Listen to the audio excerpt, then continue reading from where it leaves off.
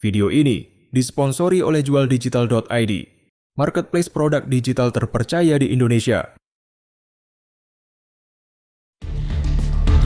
Halo semuanya, selamat datang di Nice On Channel.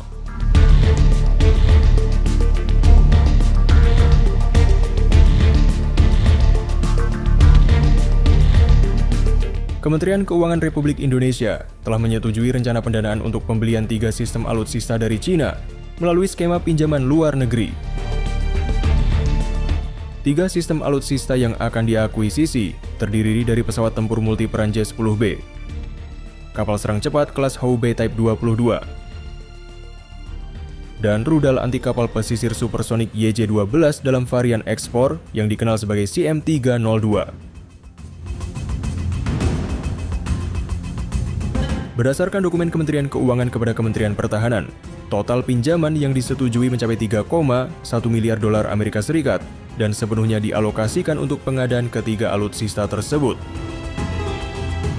Untuk pesawat tempur J-10B, Kementerian Pertahanan telah memperoleh izin mencari pinjaman luar negeri hingga 1,6 miliar dolar Amerika Serikat. Pesawat J-10B yang akan dibeli merupakan unit bekas yang sebelumnya dioperasikan oleh Angkatan Udara Tentara Pembebasan Rakyat Cina. Menteri Pertahanan memastikan bahwa Indonesia akan membeli jet tempur J-10 dari Cina. Sebelumnya, beredar informasi bahwa Indonesia berencana mengakuisisi 42 unit jet tempur J-10 buatan Chengdu. Kunjungan Presiden Prabowo Subianto ke Beijing pada September lalu juga membahas kerjasama pertahanan, termasuk rencana pembelian pesawat tempur tersebut.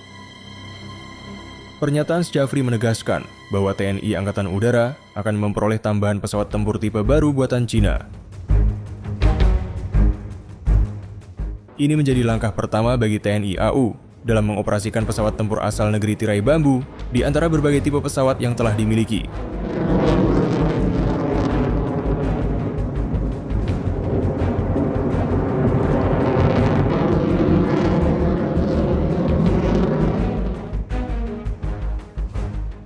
Keputusan Indonesia untuk mengakuisisi J-10 tentu tidak lepas dari pertimbangan kemampuan dan reputasi pesawat ini di kancah internasional.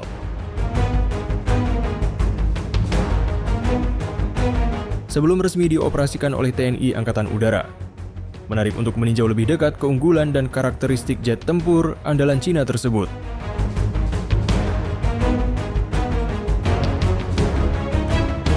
Dari segi desain, J-10 tampil dengan konfigurasi yang futuristik, sayap berbentuk delta dan canard di depan,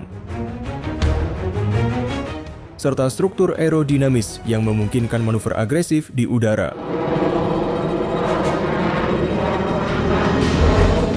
Tak hanya soal bentuk, performanya juga patut diperhitungkan.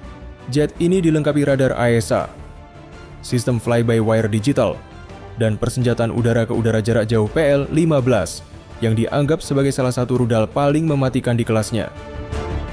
Meski berasal dari timur, J-10 telah muncul dalam banyak latihan tempur dan kompetisi udara di berbagai kawasan strategis. Bahkan beberapa di antaranya bersinggungan langsung dengan jet-jet unggulan barat di medan yang tegang dan sering jadi sorotan dunia. Salah satu keunggulan J-10 terletak pada kombinasi teknologi modern dengan harga yang jauh lebih efisien dibandingkan rival baratnya.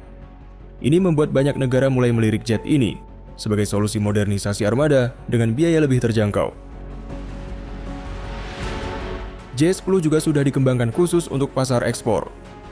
Berarti pengoperasian, pemeliharaan, hingga sistem avioniknya telah disesuaikan agar bisa diadopsi oleh mitra-mitra luar negeri dengan cepat. Bagi negara yang membutuhkan jet tempur serbaguna dengan daya gentar tinggi, J-10 hadir sebagai alternatif nyata. Kombinasi antara teknologi mutakhir, kecepatan respons, dan biaya operasional yang efisien menjadikan J-10 salah satu jet tempur yang layak diperhitungkan dalam peta kekuatan udara global hari ini. Ketika langit mulai dipenuhi dengan mesin-mesin generasi baru, pertanyaan penting pun muncul. Apakah dominasi udara barat akan bertahan? Atau justru, kekuatan dari timur diam-diam telah menyiapkan kejutan besar dari balik awan? Selain J-10, Indonesia juga telah mengamankan pembelian jet tempur Rafale buatan Dassault Aviation dari Prancis sebagai bagian dari upaya modernisasi kekuatan udara nasional.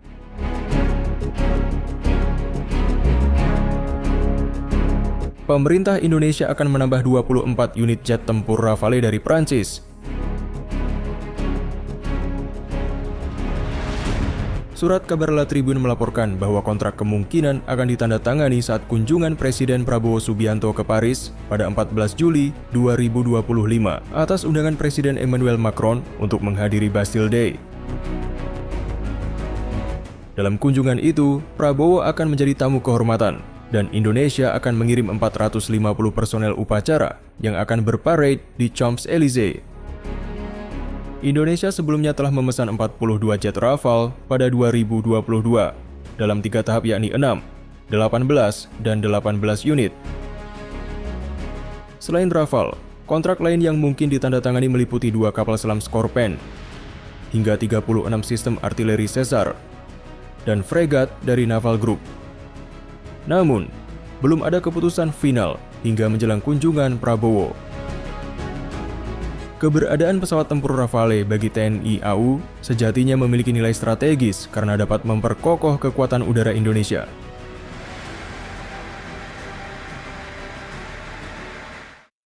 Pesawat tempur multiperan Prancis ini memiliki desain sayap Delta Canard yang membuatnya stabil. Rafale ditenagai oleh 2 mesin. Pesawat ini memiliki banyak kemajuan signifikan, mulai dari kontrol fly-by-wire, kokpit yang sepenuhnya digital, dan sensor, avionik, serta sistem persenjataan canggih.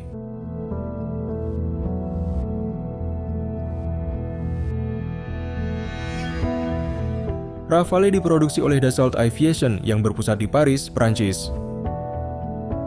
Perusahaan ini memiliki beberapa fasilitas produksi yang tersebar di seluruh Eropa.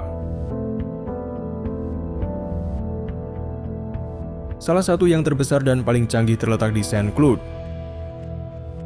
Fasilitas ini menggabungkan teknologi pemodelan 3D mutakhir untuk memberikan wawasan baru kepada para insinyur dalam pekerjaan mereka.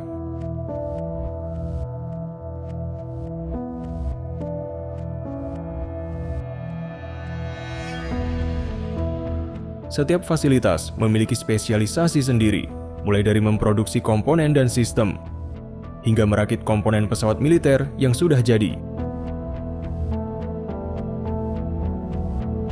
Komponen-komponen dibuat dan dirakit di fasilitas khusus oleh teknisi yang dikhususkan untuk bekerja di bagian tersebut.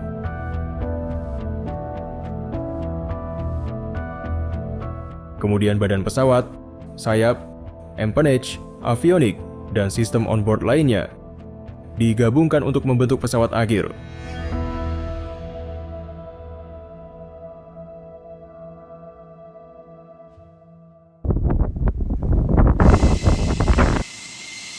Pelatihan pilot menjadi sangat penting ketika sebuah perusahaan merancang pesawat canggih seperti Rafale.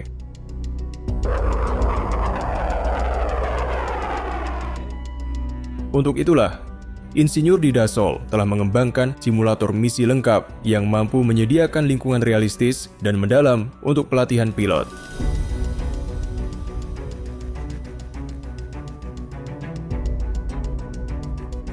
Di antara banyak fiturnya, FMS Rafale secara sempurna mereplikasi kokpit pesawat termasuk kontrol dan tampilan.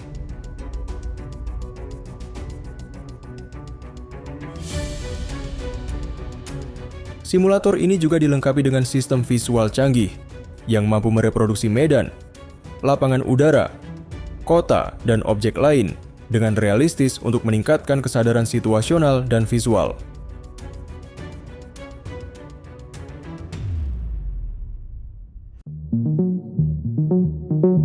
Untuk mereproduksi sensasi penerbangan, simulator ini juga mencakup sistem gerakan lanjut guna meningkatkan pengalaman pelatihan secara keseluruhan.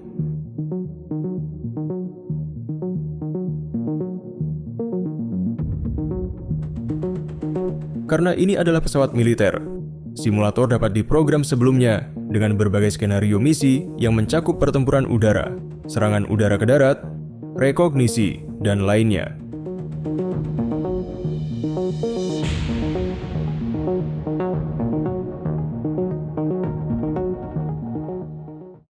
Selama beberapa dekade terakhir, Rafale telah menjadi jet favorit dalam pameran udara dan demonstrasi lainnya karena manuverabilitas unggul dan kemampuan udara yang mengesankan.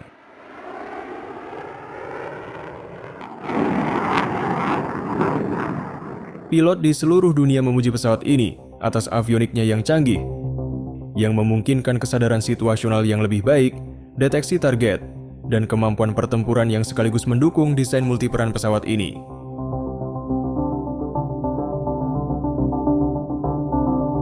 Pesawat ini tidak hanya memiliki kecepatan maksimum Mach 1,8, tetapi juga menggunakan teknologi siluman untuk mengurangi kemampuannya dideteksi oleh pasukan musuh.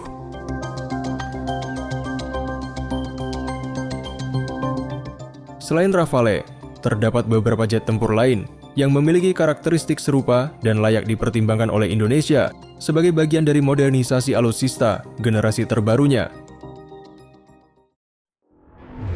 Dalam dunia pesawat militer, Gripen paling mirip dengan Dassault Rafale.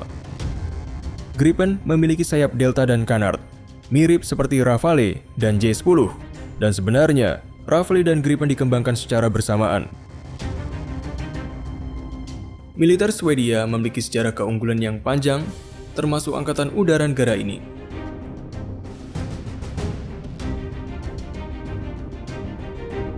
Meski bukan negara yang secara langsung terlibat dalam Perang Dingin, pemerintah memiliki minat yang jelas dalam mempertahankan pertahanan yang kuat sepanjang tahun 60-an, 70-an, dan 80-an.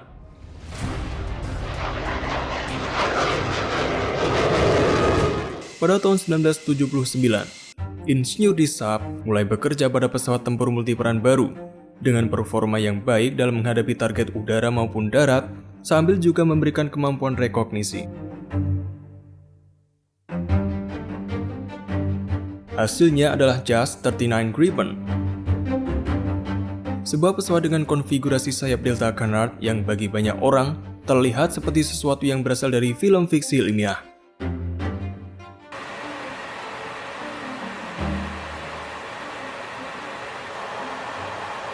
Meskipun dirancang pada tahun 1970-an, Gripen sebenarnya tidak memiliki penerbangan pertamanya hingga tahun 1988.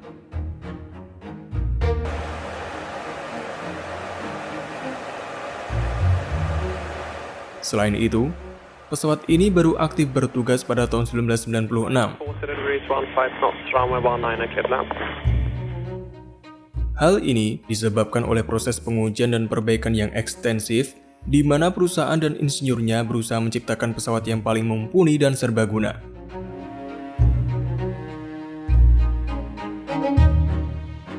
Beberapa varian dari JAS 39 telah dikembangkan, masing-masing lebih canggih dari varian sebelumnya.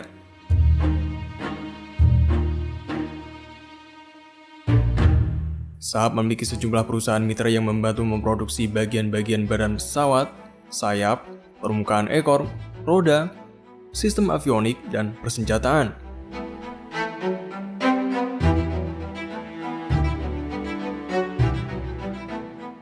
Saab memiliki proses perakitan yang sangat unik, di mana berbagai komponen dikerjakan secara bersamaan, dan sebagian besar dikerjakan dengan tangan.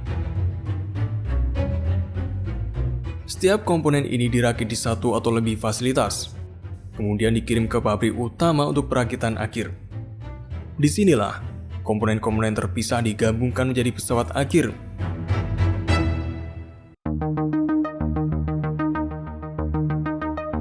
Dari sini, sistem-sistem utama akan diintegrasikan dengan pesawat, termasuk kontrol penerbangan, navigasi, komunikasi, dan suit sensor.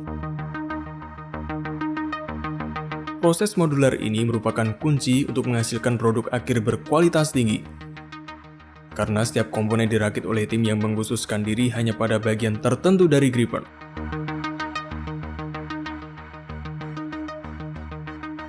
Meskipun memiliki waktu pengembangan yang lama dan proses perakitan yang tidak umum, Gripen secara luas dianggap sebagai salah satu pesawat militer paling mumpuni di dunia.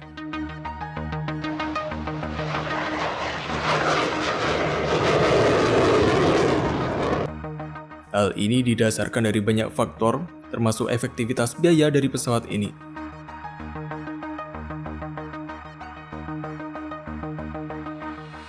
Misalnya, Gripen dikenal karena biaya siklus hidup rendahnya yang membuatnya terjangkau, baik dalam pengadaan maupun operasi.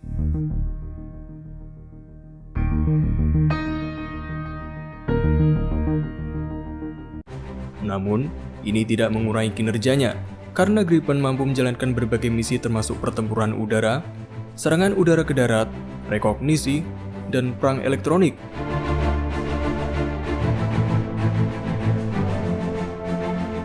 Desain sayap deltanya yang unik dan inklusi sayap kecil atau canard di bagian depan badan pesawat secara drastis meningkatkan stabilitas dan handling secara keseluruhan.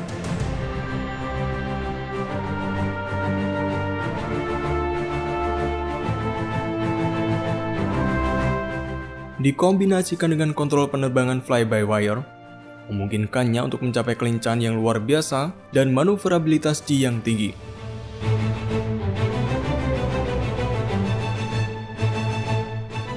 Inilah akhir dari episode kali ini. Bagaimana menurutmu? Tulis pendapatmu di kolom komentar. Dan nantikan episode selanjutnya hanya di Nest On.